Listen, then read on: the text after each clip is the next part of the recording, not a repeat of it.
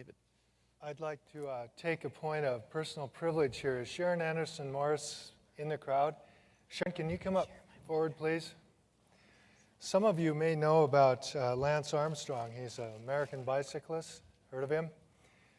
He started a foundation called Livestrong, and the purpose of Livestrong is to support survivors of cancer and their families. And I want to recognize that tomorrow, May 17th, is Livestrong Day, National Livestrong Day. And I won't be here to give this to Sharon, but I wanted to award this to her because she is a survivor, and she's been an example for many of us that know her about how to do that gracefully. So, Sharon, here. Thank you.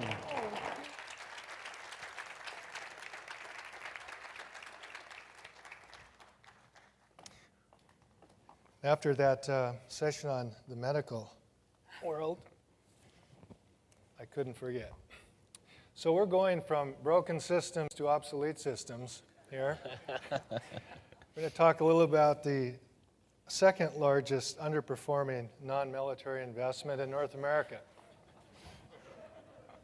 And we're going to have a good time with that. We're going to talk about Project Inkwell.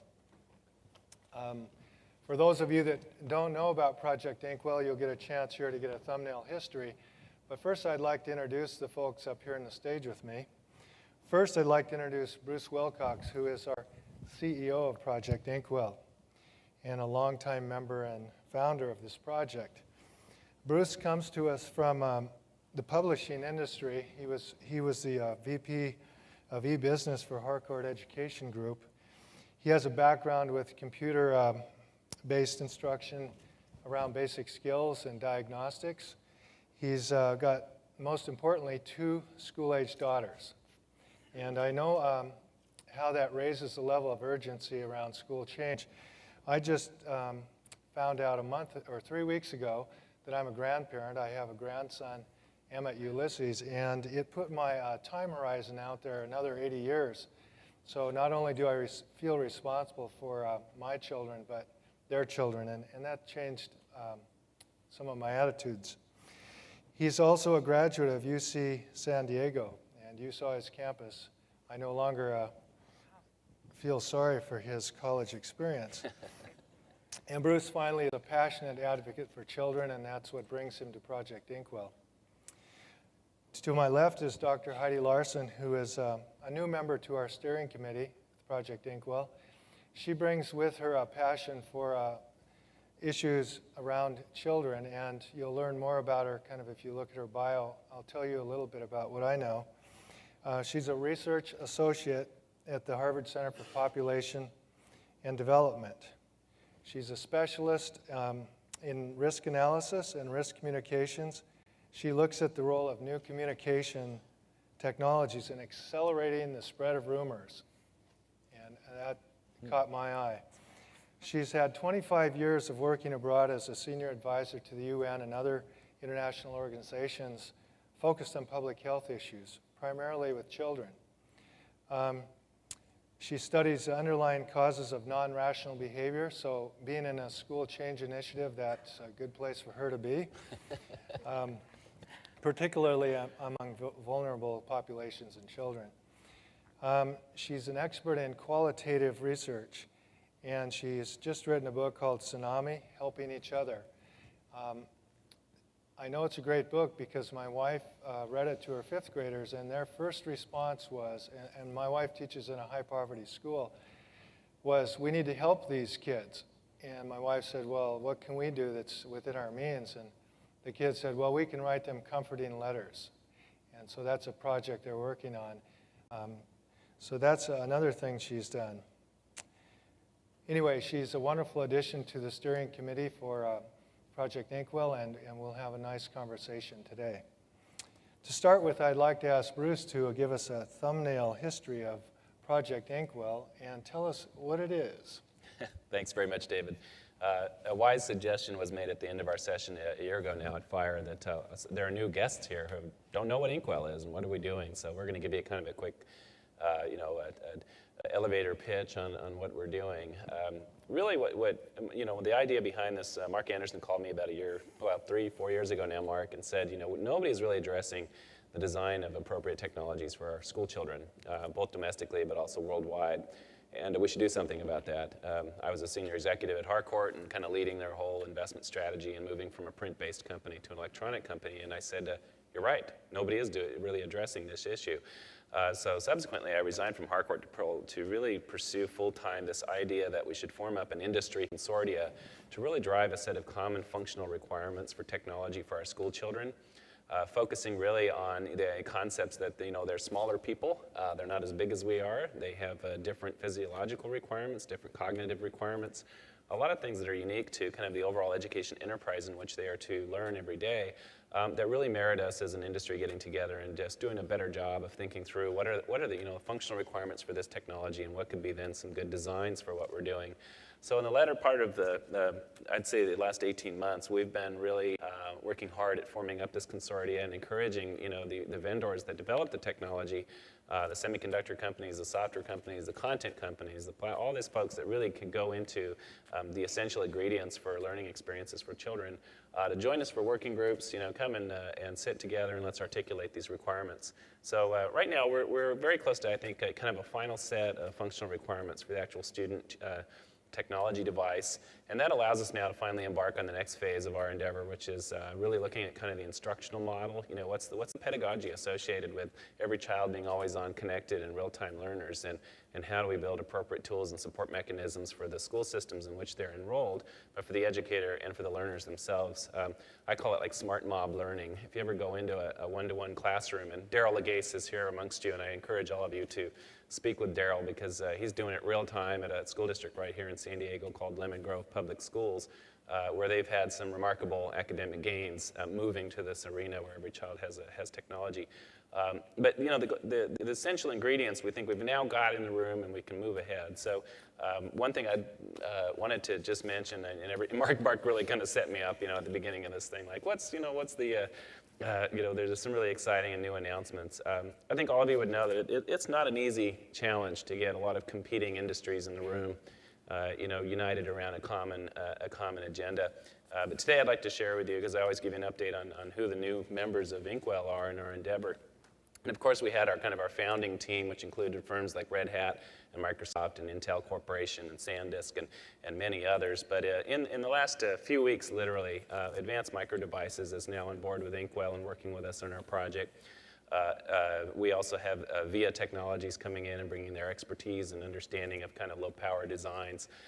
We also have Gateway signing up really as kind of the first major brand-driven manufacturer that's working with us.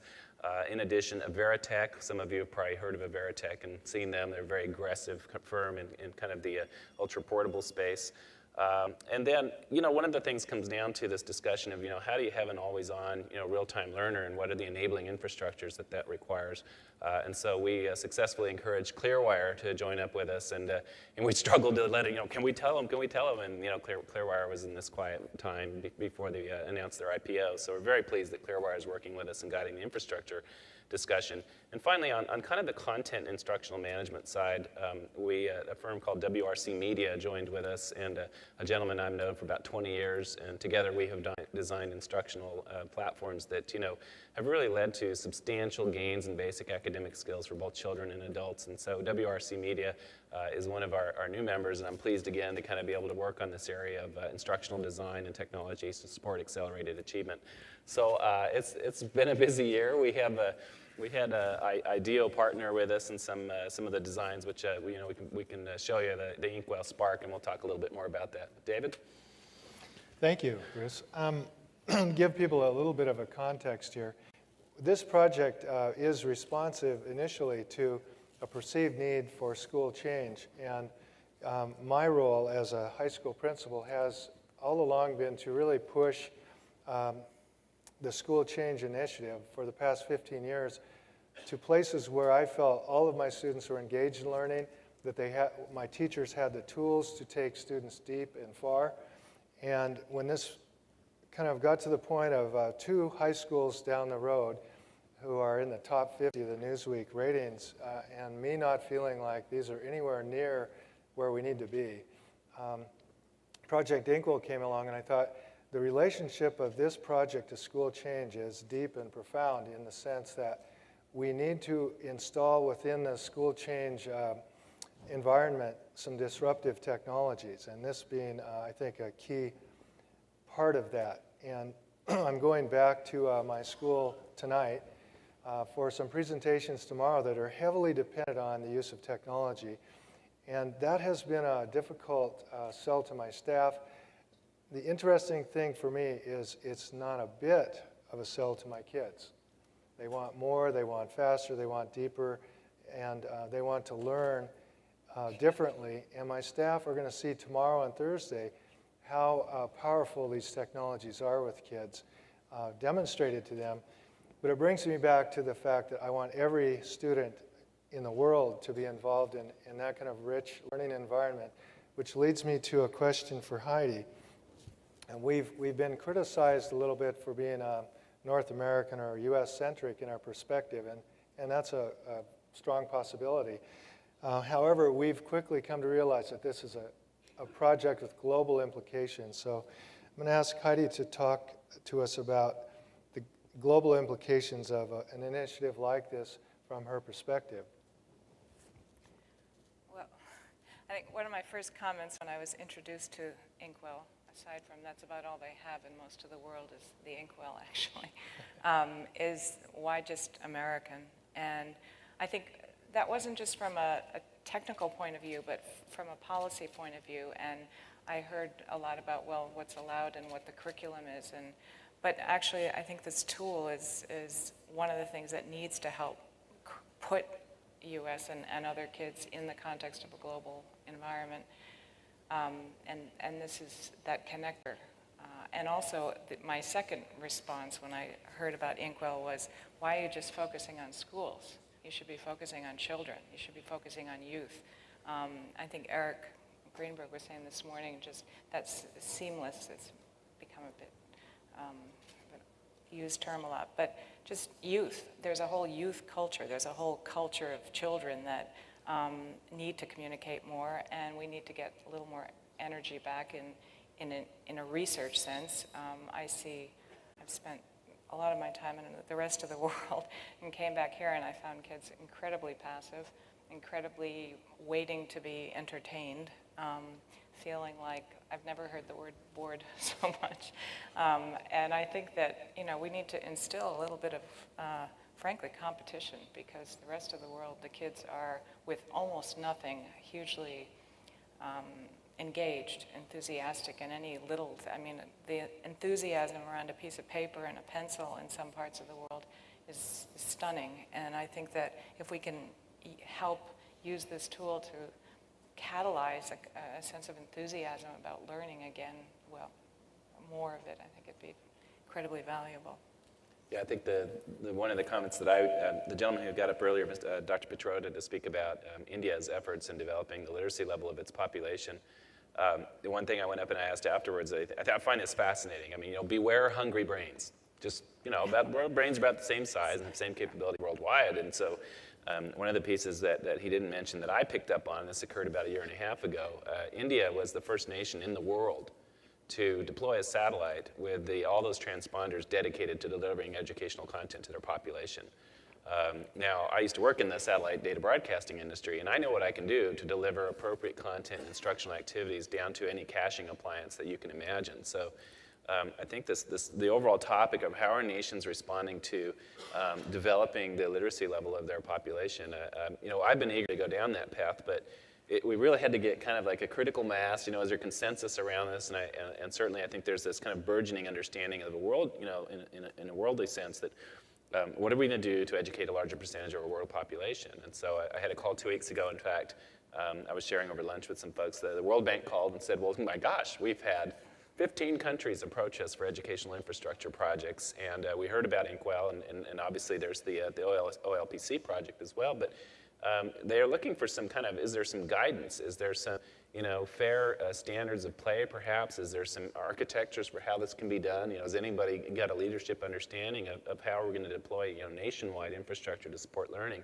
So in the fall, we're going to convene a panel, and we're going to have, I think what I consider to be a stellar consortia of technology companies, that we've built here within Inkwell.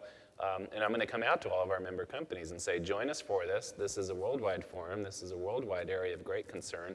And it's really leveraging our future prosperity. One other criticism that was leveraged on us, by the way, if we're going to share those things, was that everyone kept saying, well, is this for the children? What about pre-K through level 3, these younger children? And I always shied away from that. Our spec starts with assuming a 4th grade, roughly a 9 or 10-year-old child, and we kind of move up from there. And it's great to have Heidi in the room, because Heidi has this a unique and very well-developed understanding of how do you actually, I hope I don't misstate this, but a process of actually discussing with children in a manner by which it can inform developments of products that are appropriate for very young people. And I think that's fascinating. And we wouldn't jump into this role of what are we going to do with the little ones, my little ones, in my children's age, until I thought we had the right expertise in the room to even begin the conversation. So I'm personally very excited about that. Right. By the way, I've taken notes throughout the conference, and it isn't always good to go in the middle. A couple years ago, I had to speak right after a Nobel laureate, and there was a negative to that. However, we've had a couple of Winston Churchill quotes, and I went online and thought, I'm going to find one that applies to Project Inkwell. So here's one from 1943. The empires of the future are the empires of the mind. 1943, Winston Churchill. I also know he was a troublesome student in school. Not a very good one either. But he said, I am always ready to learn, although I do not always like being taught. Now those are going to be cornerstones of the Project Inkwell from here on out.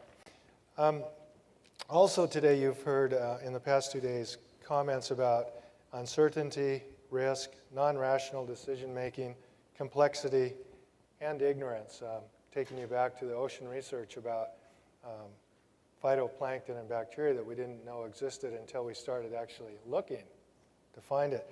All of those descriptors apply to educational change and certainly to Project Inkwell. So we're going to talk a little bit here about what some of the impediments have been and what we see in the next 3 to 5 years in terms of challenges that a project of this kind of magnitude will encounter. So Heidi, I'll start with you. What are some of the impediments you see in the future for providing appropriate technology for young learners?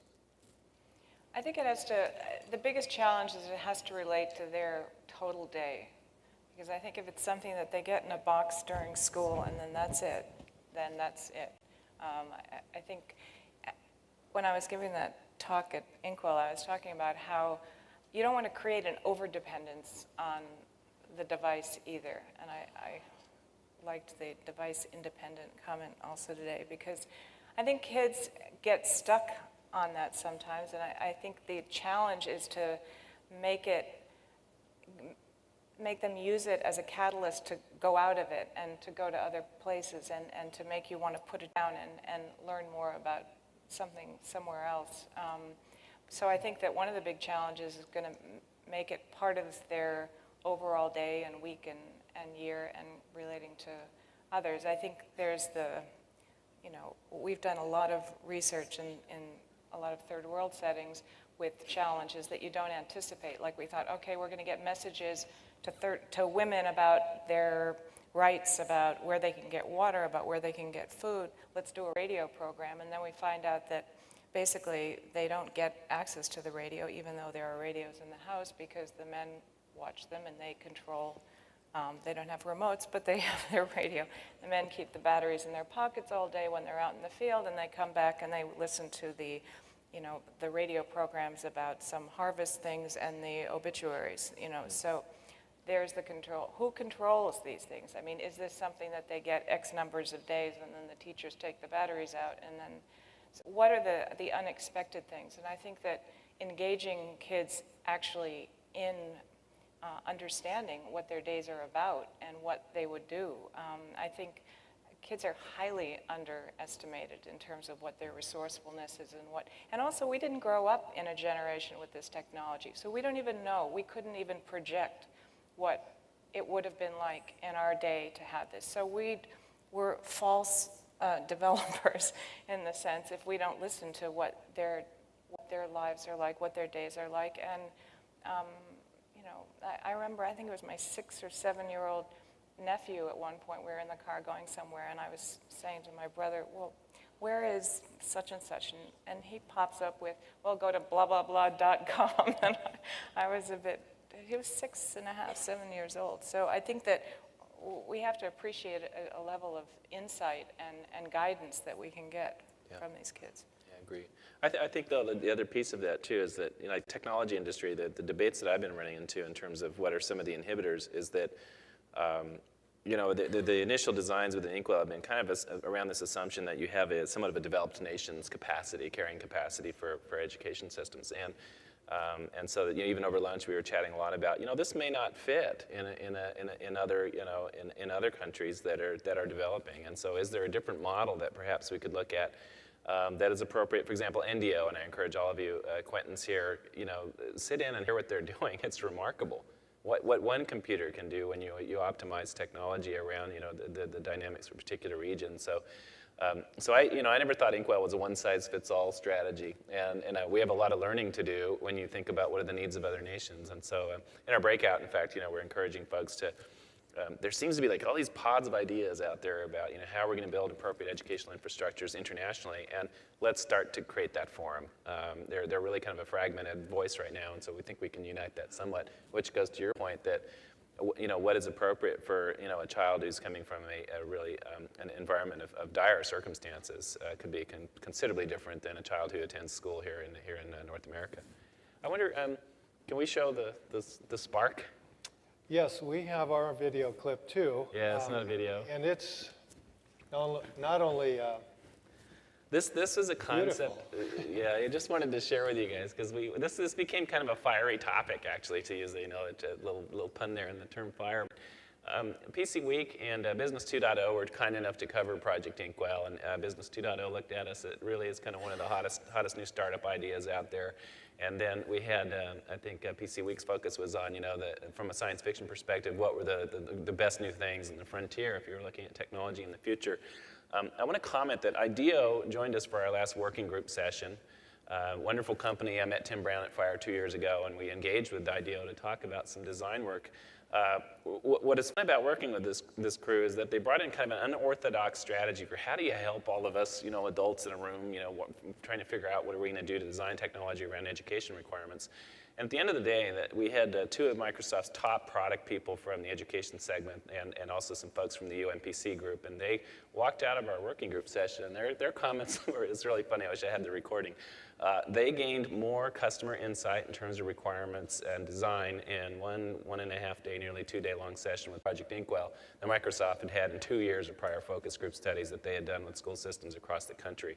And I believe that's the power of getting the right consortia in the room together. So the spark, I want to make clear, Inkwell, we moved down this path of a design. We have a chance, we could build a prototype if we wanted, but that's not our goal. Our goal is to get the manufacturers out there, the OEMs, and this consortia of the semiconductor companies and software companies and content companies, they lead with this. Let us form up this consortia. Let's get some unity behind appropriate designs.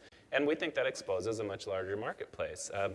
I took the spark and went out and met with the assistant superintendent for the state of Pennsylvania. The requirements we've developed are now being reflected in an RFP for a statewide project there. We have an endorsement from the state of Virginia. We now have Angus King driving our governor's task force for Project Inkwell. So now we think we've got some momentum here in this domestic space, and so moving into the international arena, that's going to be really interesting. I think to start linking up international requirements with what we're trying to do with appropriate technology design. But we love the spark. It's been very well received by all the school customers that have looked at it. Our goal is to engage the manufacturers to begin actually bringing this product to market. And so far, it looks like they're starting to buy in, and I'm pretty pleased about that. I was wondering if we needed to leave time. There's always questions. Are there questions? And if so, come forward. We have 3.5 minutes. This is Keith Krueger, and I represent the Chief Technology Officers of school districts around the country with the National Association. And certainly this concept of ubiquitous computing or one-to-one is one that's very gaining a lot of interest, and about 50 projects or so are in existence today. If we ask those administrators of those programs what their biggest challenge is, it's sustainability. That's their public answer. So I'm curious, I honestly don't know if that is the real problem. I think the real problem is around that they haven't calculated what the value equation is, and they don't have metrics to measure it. I'm curious if Project Inkwell or any of the panelists have thought about what is the value equation and how do you measure it for doing a one-to-one environment. I can give you a little insight from my perspective. I've had to move technology into all of the high schools I've been principal of, and partially I've taken on schools that were underdeveloped. And I've changed kind of the rubric for success as I've moved through the period of time. What I'm looking at now is there's several key indicators. One is sustainability, and that has to do with the thin support that most school systems have at an enterprise level for any kind of aggressive technology plan. And so how to address that? And that's been, I always feel like we're on the brink of a nervous breakdown at my school because we have so little support for so much activity. The other thing is I use a metric that I'm still developing, and that is active engagement in learning. It's one thing for a kid to Google and instant message. It's another thing for a kid to really be deeply exploring a topic or subject of interest. And how do you know the difference? And how do you know when it's happening? And what kind of a format do you do that in? But I know in the high school arena at least, engagement is a key indicator of school success. And there are ways to tell if a kid's engaged in learning what you want them to learn. Let's put it that way. So we're looking at that. We're also looking at the ISTE standards. We're looking at lots of other kinds of more formal rubrics for success with technology. But I think as we go along here, you need to know that this generation of kids is in a constant state of disequilibrium, both in terms of what they know and are able to do and the technologies they're interacting with all the time. So kind of nailing that down once and for all is not going to happen. I think we'll have to look at school as a unit of change and address success in terms of the school that you're in. So engagement for me is a big thing right now. I'm sure there are other things, and Heidi, maybe you can join in the fray here about what you think would be a metric for success.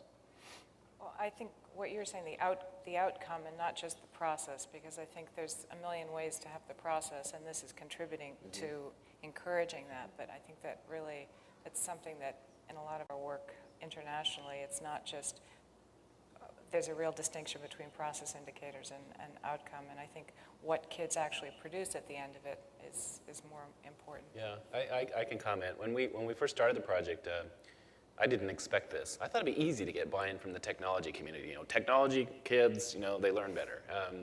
And so the physiology of the Intel delegates was like this. You know, they're not sold. They're like, prove to us that there's some ROI in terms of instructional outcomes of moving towards this path of one-to-one computing. One-to-one meaning every kid has their own device, always on, real-time connected learner. And ultimately, the metric that people are looking for is improved outcomes as measured by standardized tests. Structurally, that's challenging because the standardized tests are measuring skills that really should be the baseline skill level for the future.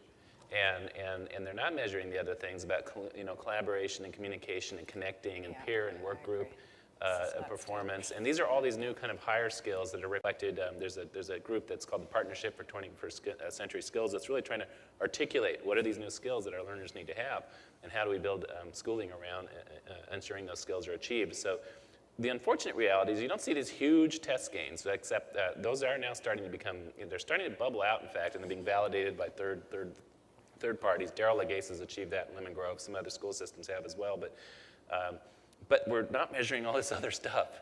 The kids are creating and exchanging new ideas and information and content. So I think that's one metric that we're seeing emerge. The second metric in terms of what our IT administrator is looking for in schools is overall lower total cost of ownership, given very lean or meager IT personnel. I think we're going to get flagged. One last, can we do one more, or are we okay? Yeah, I think, are we out of time? I can't see the We're thing. way out of time. Oh, In fact, okay. we're into somebody else 2 minutes, so. I thank you. encourage all of you to, if you want to know more, we're in a breakout. I'm here. And one last piece, Mark Anderson, thank you for the continued support and encouragement of Inkwell. It's a good thing. Enjoy doing it every day. So, all right.